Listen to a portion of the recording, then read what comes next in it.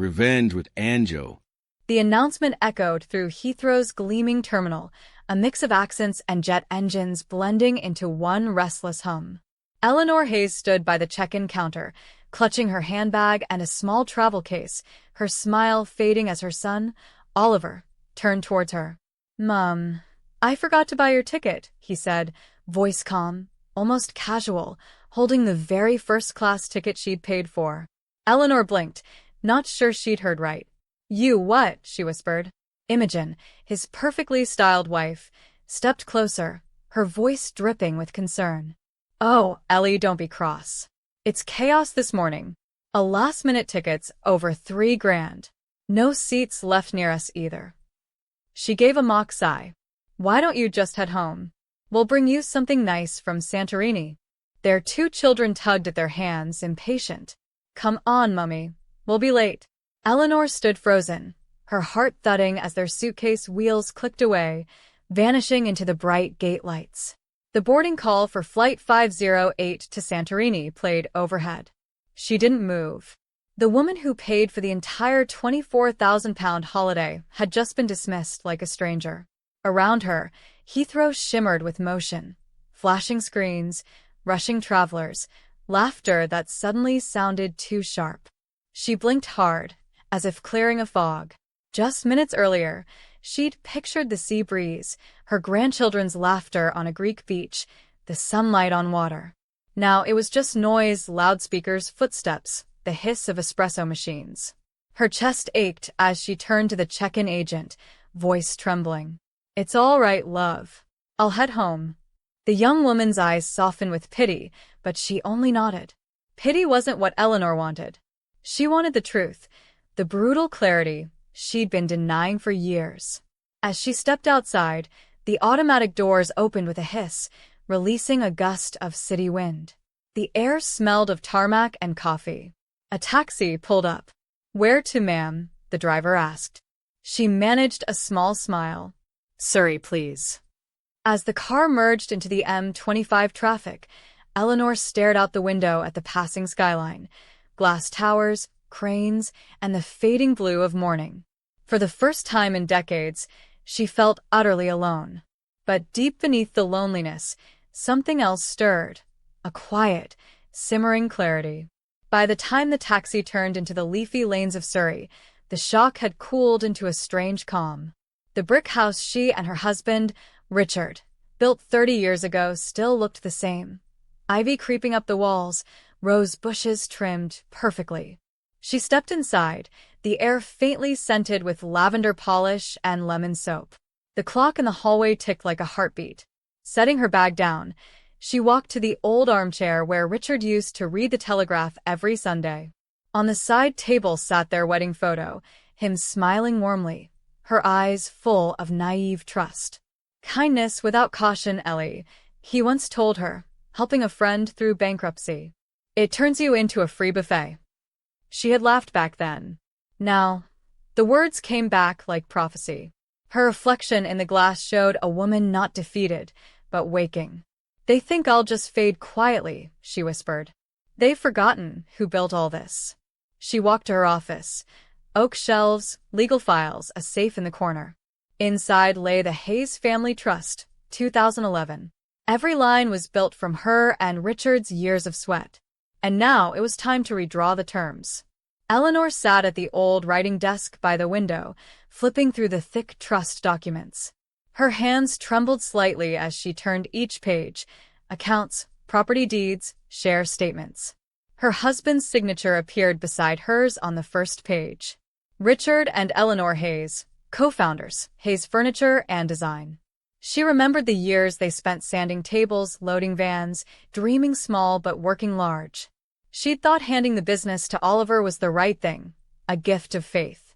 But faith without responsibility breeds entitlement. The margins of her trust folder were filled with notes. Loan. £25,000 unpaid. Sabrina's boutique. Failed. Golf membership. £6,200. Years of generosity scribbled into loss. Eleanor reached for her phone and dialed a familiar number. "Priya Shah, Chambers," came a calm voice. "Priya, it's Eleanor Hayes," she said quietly. I need your help, urgently. There was a pause. Is this about Oliver? Priya asked. Yes. And it's about the trust. Her voice didn't shake this time. They've gone to Santorini. I want everything frozen before they land. Priya inhaled sharply. All right, Eleanor. Come first thing tomorrow. We'll handle it. That night, the house felt both heavy and alive. The silence was no longer suffocating. It was space, wide and waiting. Eleanor lit the lamp in her study, the yellow light spilling across the desk. She opened her notebook, the same one she'd once used for quarterly budgets, and began to write. Freeze Oliver's access to the Hayes Family Trust, notify bank of misuse evidence, suspend secondary credit cards, review inheritance allocations, control family narrative. Each line was neat, red underlined. The last one made her pause. They'll paint me as cruel, she murmured. But I've been kind long enough. She walked to the window. Outside, her husband's old lemon tree glowed silver in the moonlight. She plucked a fruit, inhaled its sharp scent. A bit of sour keeps you awake, Richard used to say. She smiled faintly. I'm awake now, love. As the clock struck 11, she whispered a promise into the quiet. Tomorrow, the fence goes up. Morning light slanted across Eleanor's desk as she dressed in a navy blazer, clean, poised, purposeful. Her reflection in the mirror looked older, yes, but steady. By the time she reached Priya Shah's office in Westminster, the glass building shimmered in pale sunlight. Priya greeted her with a hug. Coffee? She asked softly. Eleanor shook her head. Not today. The solicitor led her to a small meeting room overlooking the Thames. I've reviewed your trust documents, Priya began. Oliver has far too much access. Not just secondary accounts, but power to authorize family expenses. It's legal, but unwise. Eleanor's expression didn't flicker. Then fix it. Priya studied her. You're certain? Completely. The moment they land in Santorini, I want every account frozen. The email should be the first thing they see. Priya nodded slowly. Understood. She began typing swiftly, her calm professionalism grounding the storm in Eleanor's chest. It's not revenge, Eleanor added quietly. It's consequence. Priya looked up. And that's how power should sound. For the next hour, Eleanor watched as Priya drafted legal orders and instructed the trust's managing bank to halt all outgoing transactions. The soft hum of the city below mixed with the rhythmic tap of Priya's keyboard. We'll also suspend the dividend transfer rights on the joint investment account, Priya said. That should stop any emergency withdrawals. Eleanor exhaled, a slow release. Good. She leaned back, the leather chair creaking softly. For years, she'd carried her son's debts quietly, believing help was love. But now she understood that love without limits was self-erasure. Priya looked up again. The documents are ready for signature. Eleanor took the pen, her hand steady. As her signature flowed across the page, something inside her shifted, lightness, sharp as air after a storm. When it was done, Priya gathered the files and said gently, Everything will execute within 30 minutes. You'll get a confirmation message. Eleanor smiled faintly. For the first time, Priya, I feel like I'm not the one being managed. Priya returned the smile. You've just remembered who built the house. Outside, the London sun had broken fully, gilding the Thames in soft gold. Eleanor walked along the embankment, her steps unhurried. She stopped by a cafe Richard used to love, the Copper Mug. She ordered tea and sat by the window, watching commuters rush past. When her phone buzzed, she already knew. Bank alert. Access to Hayes Family Trust has been successfully suspended. A line of calm spread through her chest. She smiled, imagining the Santorini airport, the marble floors, the scent of sunscreen, Oliver stepping to the counter, card in hand. I'm sorry, sir, the clerk would say. It's declined. Eleanor pictured his confusion, Imogen's brittle smile. There would be panic, whispers, excuses. And then the email from Priya Shah, notice of temporary trust freeze. Eleanor took a sip of her tea, the taste rich and steady. It wasn't satisfaction. It was justice. For the first time in years, the world felt balanced again. That evening, Eleanor sat in her garden, the lemon tree swaying gently. She'd always been a nurturer, a provider. But now, she realized nurture without respect becomes servitude. As the sun dipped behind the hedges, she thought of the first time she'd seen Oliver's change. It was years ago, just after Richard's funeral. Oliver had come in a tailored suit, eyes sharp. "Mom," he'd said, "I've got a meeting with investors. Could I borrow Dad's watch? It'll look professional." The Hamilton watch, Richard's pride, sat in a velvet box. "No, Oliver," she'd said softly. "That watch represents years of work. It's not a costume." He'd smiled, tight-lipped. "You should let go, Mom. It's just a watch." Imogen, scrolling on her phone, chimed in, "It's sentimental, not sacred." Eleanor remembered how the room felt colder after that. A moment that seemed small but cracked everything. Love without boundaries was no longer love, it was permission. That memory glimmered now like a warning she'd finally heeded. Eleanor remembered the days after that moment. The subtle distance that grew.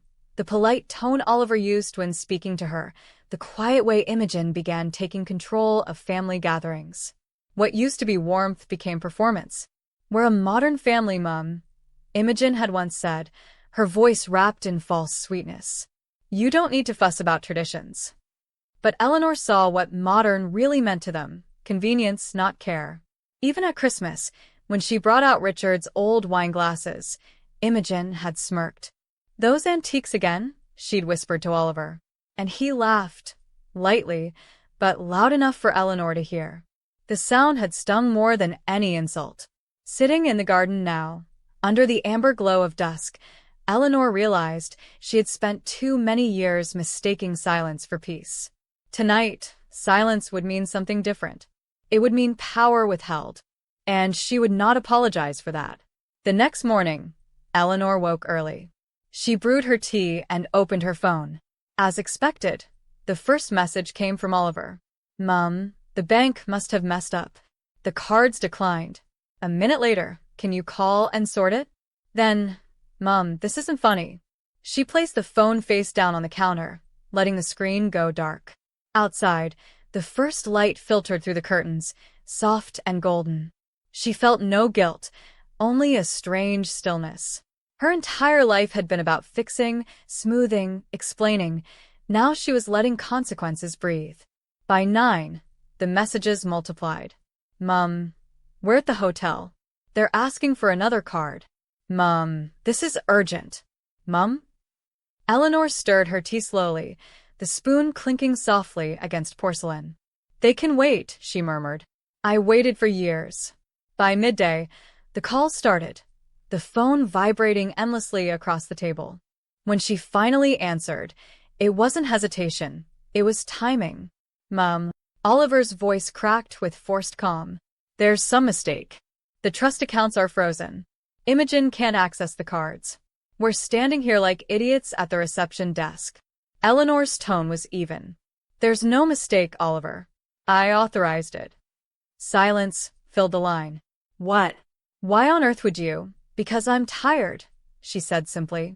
"Tired of being the family bank. Tired of being treated like an afterthought." "Mum, we're on holiday. The kids are here. Then maybe it's a good time to explain to them what consequences mean."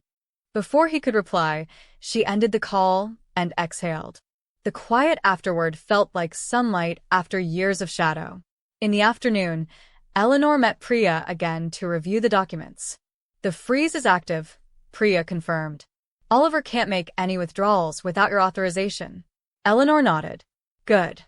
Priya studied her, then smiled faintly. "You're handling this better than most." Eleanor chuckled softly. "Because I've handled worse. Grief, business, loneliness. Entitlement is the least painful of them all." They sat for a while, papers spread across the oak table. "What will you do next?" Priya asked. "Rebuild," Eleanor said simply. "Not the company, myself." As she left the office, she felt lighter than she had in years. She wasn't the mother who paid for everything anymore. She was the woman who finally remembered her worth. That evening, she took a walk through her quiet Surrey neighborhood. The air smelled of rain and honeysuckle. Children laughed in distant gardens. Passing a cafe window, she caught her reflection, silver hair neat, eyes clear, shoulders straight. She looked older, yes, but alive. the reflection didn't show loss. It showed arrival. For years, she'd been stuck in the same emotional hallway, between duty and resentment, love and exhaustion. Now, at last, she'd stepped through the door. As she crossed the street, she passed a young couple arguing about money. "You never say thank you," the woman snapped. Eleanor almost smiled. Start young, she thought. Learn boundaries before they cost you your peace. That night, she couldn't sleep. Memories drifted in, not the bitter ones, but the tender ones. Richard laughing in their first workshop, sawdust floating in sunlight. Him teaching Oliver how to sand wood. "Patience, son," he'd said. "Everything worth keeping takes time." Eleanor remembered the smell of varnish and the small radio humming old Beatles tunes. They didn't have much, but they had integrity. "You can lose money and rebuild," Richard always said. "But once you lose respect, even from yourself, you're bankrupt." Tears filled her eyes. "I forgot that, didn't I, love?" she whispered. But tonight, she'd earned some of it back. The next morning brought drizzle, the kind of steady London rain that blurred everything outside. Eleanor sat by the window, pen in hand, writing letters she'd been avoiding for years. One to her grandchildren, to explain why she made the choices she did. "Kindness," she wrote, "must be paired with strength, or people mistake it for weakness. I want you to grow into people who understand that." The second letter was to Oliver. Shorter, simpler. "I love you, but I cannot enable you. When you learn responsibility, I'll be here, not as your banker, but your mother." She folded the letters neatly, sealed them, and placed them on the desk. For the first time, she didn't feel the need to justify herself. By late afternoon, Priya called. "Eleanor, the legal notice has officially reached Oliver's registered email. He's requested a meeting when they return." Eleanor smiled faintly. "I expected that. Let him stew for a while." Priya laughed softly. "You sound like Richard." Eleanor's gaze softened. He'd have handled this sooner. "I suppose I needed to go through the pain to understand his wisdom." "You've done something many can't," Priya said. "You've drawn the line without hatred." Eleanor nodded. "Because it's not revenge. It's correction." Days passed. The messages slowed. The calls dwindled. Silence replaced the noise, and Eleanor found peace in small things, pruning roses, reading old poetry, cooking for herself. One evening, while watering the lemon tree, she noticed the first new blossom. It reminded her of herself, aged, pruned, but still capable of blooming again. She smiled. "You're not done, Ellie," she whispered. "You're just getting started." That night, she opened her old planner and began writing ideas. Charity ventures, mentorship for women entrepreneurs, maybe even rebranding the old Hayes brand as a legacy project. Purpose was returning, steady as her heartbeat. When Oliver and his family returned from Santorini a week later, Eleanor agreed to meet. They arrived at her house in a black Tesla, Imogen's face tight, Oliver's forced smile brittle. "Mum," he began, trying charm, "you could have told us." Eleanor gestured to the sofa. "Sit." The silence was thick. Imogen spoke first. "You embarrassed us, Eleanor. Do you realize how it looked when our cards got declined?" Eleanor's eyes were calm. "I suppose it looked exactly how I felt when you left me standing alone at Heathrow." Imogen's lips parted, then shut again. Oliver's jaw tensed. "Mum, that was a misunderstanding." "No," Eleanor said softly. "It was a mirror. You showed me where I stood." Oliver leaned forward. "You're overreacting. You can't just—" "I can," Eleanor interrupted, her tone firm but gentle. "It's my trust. My company. My life's work. And I'm done funding people who confuse generosity with obligation." His shoulders stiffened. "You've changed." "No," she said. "I've remembered." Imogen crossed her arms. "So what now?" "You'll cut your own son off." Eleanor stood, her expression composed. Not cut off. Cut loose. There's a difference. For the first time, Oliver looked uncertain, like a boy caught out. "We'll talk later," he muttered, standing abruptly. "Of course," Eleanor said. "When you're ready to talk, not demand." After they left, the quiet returned, but it wasn't emptiness anymore. It was space, breathing room. Eleanor brewed a fresh pot of tea, the steam rising like a sigh of relief. She thought of all the years she'd spent giving, explaining, waiting to be appreciated. And now, she didn't need their validation. The tea tasted perfect, not sweet, not bitter, just real. She lifted the cup slightly toward Richard's photo on the shelf. "It's done, love," she whispered. "The fence is built." The following week, Eleanor met Priya again. Together, they restructured the trust, creating a foundation in Richard's name, supporting young craftspeople who couldn't afford their own workshops. "He'd have liked this," Priya said. "He believed in effort. And now his name will keep rewarding it," Eleanor replied. As she signed the final document, the ink glided smoothly. Her past, every wound, every lesson, had shaped this line. "We'll announce the foundation launch next month," Priya said. "Shall we use your maiden name or Hayes?" Eleanor smiled. "Hayes. Because I'm not erasing who I was. I'm just rewriting what it means." News of the foundation spread quickly through the local business community. Articles called her the silent force behind Hayes Furniture's revival. Old colleagues sent congratulatory emails. Former employees reached out with warmth and pride. "You were the reason the company had heart," one wrote. Eleanor read each message slowly, grateful but grounded. For the first time in years, people saw her for who she truly was, not a background provider but a leader. She wasn't chasing legacy anymore. She was living it. Meanwhile, Oliver's silence stretched on for weeks. Eleanor didn't chase it. Priya occasionally forwarded legal updates, confirmation of compliance, trust audits, revised disbursement clauses. Each update felt like another lock clicking neatly into place. One morning, a simple message arrived. "Mum, I understand now. I'm sorry." She didn't reply right away. She read it, smiled faintly, and closed the phone. Growth wasn't proven by words, it was proven by distance. And for now, distance was peace. Spring came early that year. The garden bloomed brighter than it had in years. Daffodils, tulips, lemon blossoms. Eleanor began waking with purpose, volunteering at a local youth design hub.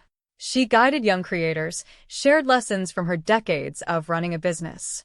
They listened, wide-eyed. "How did you keep going when people disappointed you?" one girl asked. Eleanor smiled. "By remembering that disappointment is a teacher, not a thief. It only steals from you if you stop learning."